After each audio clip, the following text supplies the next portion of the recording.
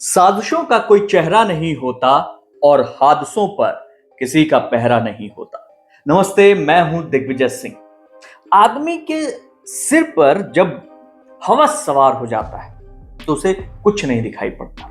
मतलब आज की जो घटना हम आपके लिए लेकर आए हैं वो देखकर आपको लगेगा कि आखिर इंसान विश्वास करे तो किस पर करे। हम आज की सत्य कथा शुरू करें उससे पहले आपसे गुजारिश है कि चैनल को सब्सक्राइब जरूर कर लें, क्योंकि यहां दिखाए जाने वाले हर क्राइम की खबर आपको सतर्क करती है और आपको सुरक्षित रखती है। नीलम की शादी अभी 3 महीने पहले ही हुई थी और सावन का महीना आ चुका था, रक्षाबंधन था, तो वो वापस अपने घर अपने दोनों भाइयों को, छोटे भाइयों को राखी बांधने के लिए आई थी।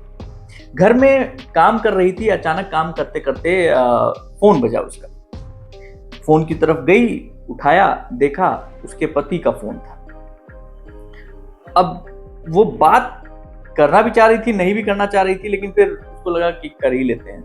तो बाबूराम का फोन था, तो उसने हेलो किया, बाबूराम से बात शुरू हुई।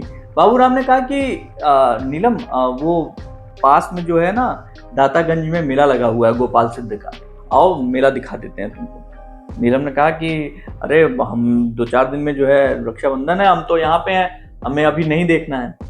तो बाबूराम ने बोला कि नहीं नहीं यार, ऐसा मौका कहाँ मिलता है बार बार, आओ ना, तुम क्या दिक्कत है, मैं तुम्हारा इंतजार कर रहा हूँ, आ जाओ। अब वो जो अधिकार भरे शब्द थे एक पति के, पत्नी पशुपेश में पड़ गई।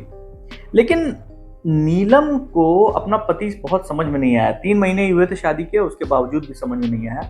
तो उसने अपनी माँ को बताया कि ऐसे ऐसे वो बुला रहे हैं मेला देखने के लिए। तो छोटी बहन थी संगीता, उसको लेकर ये दोनों चले गए मेला देखने के लिए।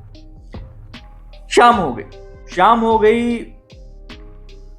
पिता हरभजन को लगा कि यार दोनों बच्चियां नहीं आई अभी तक। तो ससुराल में फोन किया गया नीलम की कि भाई बाबूराम कहाँ हैं। उन्होंने फोन करके बुलाया था बहू को, मेरी बेटी को, वो मेला देख के वापस आए कि नहीं आए। बाबूराम भी नहीं आया है। सब लोग परेशान। खोजबीन शुरू हुई, मेले तक घर परिवार वाले भी पहुंचे, लेकिन कहीं कुछ नहीं। फिर बाबूराम के खिलाफ नीलम के परिवार वालों ने धारा 364 के तहत रिपोर्ट दर्ज करा दी, अपहरण का। क्योंकि लास्ट कॉल उसी की आई थी और उसी ने कहा था कि आप दातागंज आ जाओ। अब उस समय जो दातागंज के थाना प्रभारी थे विपिन कुमार ने बाबूराम के बरेली के थाना कैंट जो गांव है बहुआपुर, वहां पे दबिश दी कि भैया उस पकड़ में आ जाए, लेकिन वो वहां नहीं मिला। अब उसका फोन नंबर मिला और फोन नंबर सर्विलांस पे लगा दिया गया। अब अचानक से एक दिन धौलाघाट पुल के पास में बाबूराम के फोन से उसके लोकेशन का पता चला। पुलिस वहां आनन फानन में पहुंचती है और बाबूराम को गिरफ्तार करके थाने लाती है। और जब वो थाने लेकर आती है तो क्या कबूलता है कि उसने अपनी पत्नी और साली दोनों को मारकर ढका गांव में अपने मामा के गन्ने के खेत में लाश फेंक दी। एक्चुअली दातागंज से ढका गांव करीब 40 किलोमीटर की दूरी पर है और यहीं पर जो उसके बाबूराम के मामा का खेत था, वहां वो अक्सर जाया करता था। और उसी खेत में इसने अपनी पत्नी और अपनी साली को मारा और वहीं पे फेंक दिया। पुलिस आनन फानन में लाव लश्कर के साथ पहुंचती है तो नीलम और संगीता की सड़ी गड़ी लाश कंकालनुमा हालत में मिलती है। पुलिस प्राथमिकता में सारी चीजें फॉर्मेलिटी करती है, पोस्टमार्टम के लिए मोर्चरी भेजती है और बाबूराम को लेकर फिर वापस थाने आती है। अब जो बाबूराम ने इस हत्या के पीछे की वजह बताई, जो कहानी बताई, नाजायज रिश्ते को अपनी जिंदगी समझने वाले एक ऐसे शख्स की ये खूनी कहानी थी जिसमें उसकी शिकार बनी उसकी अपनी पत्नी और उसकी निर्दोष साली। महानगर बरेली का एक थाना है बहुआपुर, जहां पे एक किसान है खंजन लाल का छोटा बेटा है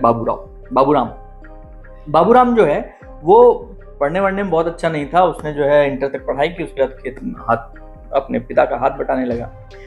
बाबूराम अपने ननिहाल बरेली डका गांव पहुंच जाता था मामा की 3 बेटियां थीं, जिनमें से जो सबसे बड़ी वाली बेटी थी, नाम बदल दीजिए, गीता, वो बहुत सुंदर थी, बहुत खूबसूरत। बाबूराम वहां जाता ही इसलिए था कि किसी भी तरीके से वो गीता के पास समय गुजार सके। दोनों के बीच में भाई बहन का रिश्ता था और बचपन से ही दोनों भाई बहन की तरह खेलते बड़े हुए थे। लेकिन बाबूराम के मन में कुछ और चल रहा था।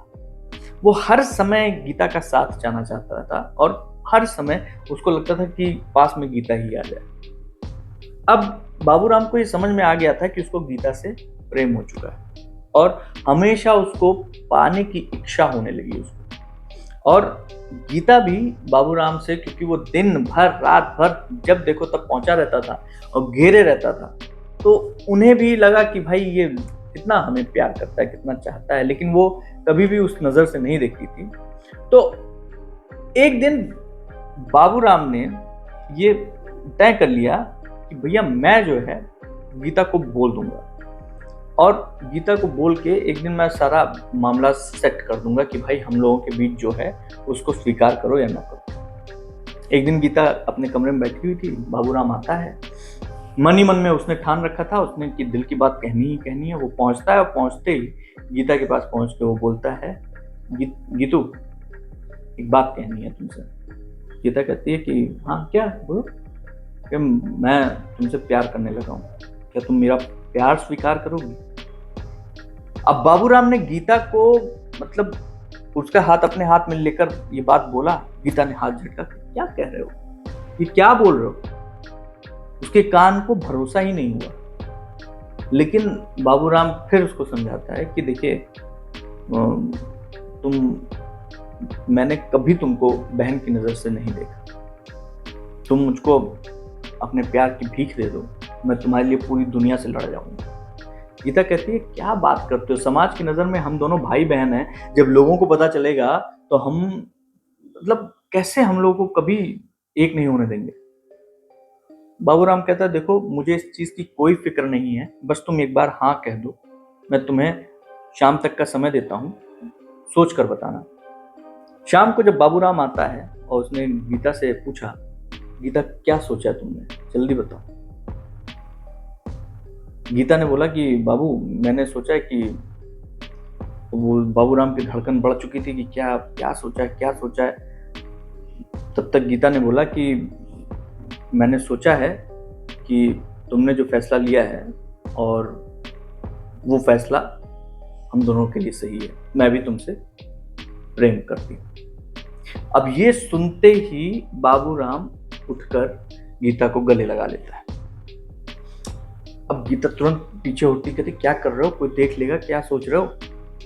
तो उसने कहा था नहीं मैं खुद पे काबू नहीं पा सका कि तुमने ये फैसला मेरे हक में सुनाया, मुझे अपने आप पे विश्वास नहीं हो रहा है, मुझे किसी चीज पे विश्वास नहीं हो रहा है, मैं बहुत खुश हूँ, बहुत बहुत बहुत ज्यादा खुश हूँ।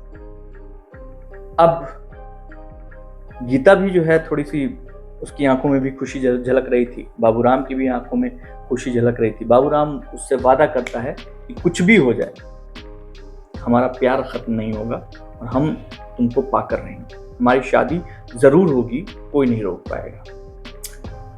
और एक सलाह भी देता है कि देखो हम दोनों के बीच में भाई बहन का रिश्ता है तो अच्छी बात है ना, बाहर कोई जल्दी शक भी नहीं करेगा, आराम से हम लोग घूमेंगे खाएंगे। गीता बाबूराम की बातों से पूरी तरीके से सहमत हो। अब फिर उन दोनों के प्यार परवान चढ़ने लगे, दोनों एक साथ घूमने फिरने लगे, पिक्चर देखने जाने लगे। धीरे धीरे ये खबर दोनों के घर तक पहुंच गई। अब जब सच्चाई दोनों के घरों में पता चली तो दोनों के घरों मतलब कोहराम मच गया। परिवार के साथ बैठकर दोनों ने खूब समझाया उन दोनों को कि भैया क्या कर रहे हो, रिश्तों की दुहाई दी, दोनों पर तमाम तरीके की बंदिशें लगाई, सब कुछ हुआ, लेकिन दोनों के ऊपर कोई असर नहीं। हालांकि कुछ दिनों के लिए एक दूसरे से न मिलने का इन्होंने वादा जरूर किया, लेकिन फिर वही ढाक के तीन पात। ऐसे में बाबूराम के जो पिता थे उन्होंने बाबूराम की शादी करने का निर्णय लिया। चट मंगनी पड़ गया, जिससे कि उन्होंने शादी की नीलम से। नीलम बहुत साधारण लड़की थी, बहुत अच्छी हाई स्कूल इंटर पास करने के बाद निकल चुकी थी और परिवार ने जल्दी जल्दी शादी कर दी। शादी हो गई, लेकिन बाबूराम नीलम को बिल्कुल पसंद नहीं करता। और जब शादी हो गई तो सब कुछ इतनी जल्दी हुआ कि कुछ भी पता नहीं चल पाया। और शादी होने के बाद मतलब शादी के 3 महीने में ही नीलम को यह बात पता चल चुकी थी कि बाबूराम किसी भी तरीके से उसे पसंद नहीं करता और जबरन उसकी शादी की गई है, और बाबूराम किसी भी तरीके से उसको पत्नी वाला दर्जा नहीं देगा। इस बीच बाबूराम की मुलाकात गीता से भी होती रही, और गीता की दीवानगी ऐसी छाई हुई थी कि वो किसी भी हाल में उससे अलग नहीं होना चाहता था। गीता भी जो है बाबूराम को हर समय ताने देती रहती थी, तुम तो शादी करके निकल लिए, तुमने कहा था कि जिंदगी भर साथ दोगे, कैसे साथ दोगे? बाबूराम ने कहा कि साथ तो मैं तेरा ही दूंगा, क्योंकि मुझे प्यार तो सिर्फ तुम्ही से। अब उसने कहा कि इसके लिए हमें नीलम को हटाना पड़ेगा अपने रास्ते से। कैसे? तो वो इंतजाम मैंने कर लिया है, तुम चिंता मत करो, मैं करता हूं।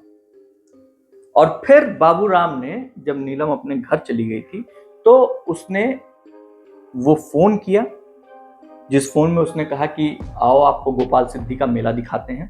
अब गोपाल सिद्धि का मेला दिखाने के लिए उसने फोन किया, लेकिन उसने ये चीज पूछना नहीं जताया कि भाई तुमने घर पे किसी को बताया तो नहीं है, इन सब चीजों के बारे में उसने पूछा नहीं। उसने लगा इसने फोन उठाया और ये चली आई है, जबकि नीलम ने अपनी माँ को भी बता दिया था, अपनी बहन को साथ लेके चली गई थी।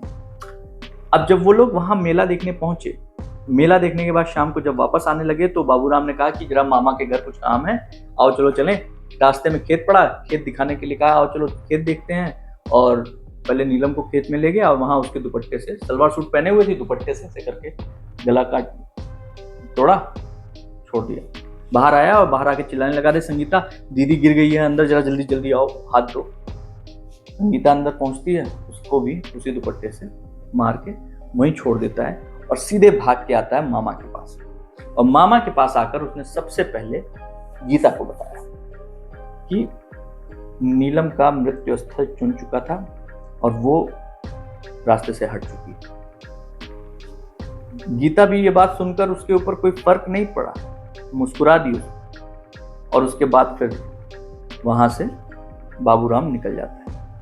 अब बाबूराम को ये नहीं पता था कि घर वालों के मतलब नीलम के घर वालों को ये पता था कि बाबूराम ने ही लास्ट कॉल की थी, इस वजह से वो फंस गया। उसके घर पे पुलिस आई थी, ये बात भी उसे पता चल गई थी, इसलिए वो भागा भागा फिर रहा था। कुल मिलाकर बाबूराम तब तक भागता रहा जब तक कि उससे ये उम्मीद थी कि मैं जो है ये लाश सड़ गल के खत्म हो जाएगी, उसके बाद कौन पूछने आएगा या कौन जो है हमसे वो करने आएगा। लेकिन उससे पहले ही पुलिस ने उसको दबोच लिया। ये एक ऐसी कहानी थी जिसमें जो सामाजिक रिश्ते होते हैं उसको तार तार करके अपने लिए, अपने ढंग से, अपने हवस मिटाने के लिए एक अलग ही कहानी जो लोग बुनते हैं, उनका क्या अंजाम होता है, उसकी ये सच्ची घटना थी। आप लोगों से गुजारिश है कि इस चैनल को जरूर सब्सक्राइब कर लीजिए, क्योंकि इस तरीके की घटनाएं न सिर्फ हमें सतर्क करती हैं बल्कि सुरक्षित भी रखती हैं। आपके आसपास क्या कुछ हो रहा है उससे आप आगाह रहेंगे तो अपने आप को सुरक्षित रख पाएंगे। ऐसी तमाम कहानियों को सुनने के लिए आप डाउनलोड कीजिए इंडिया का अपना पहला सोशल नेटवर्किंग ऐप खुल के। सतर्क रहिए, सुरक्षित रहिए। जय हिंद।